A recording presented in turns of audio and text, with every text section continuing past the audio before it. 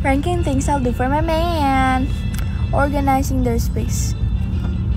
Malay mo, hindi sila marunong maglinis, di ba? Oh. 3. Uy. Offering a ride. Malay mo, walang kotse. Di ba? Hindi marunong mag-drive. 2. Ay, Bakit? susunduin mo? Okay. Take care of your kids so your partner can have a night out with friends. Oo, number 1 yan. Kasi malay, mag-e-enjoy din siya, di ba? Ikaw sa bahay siya, party? Ay, Number 1 yan. Number 1. Look after them when they're ill. 4, kasi may sakit nga may sakit. Doing household tasks without being asked. 5. Doing something they dislike. 10.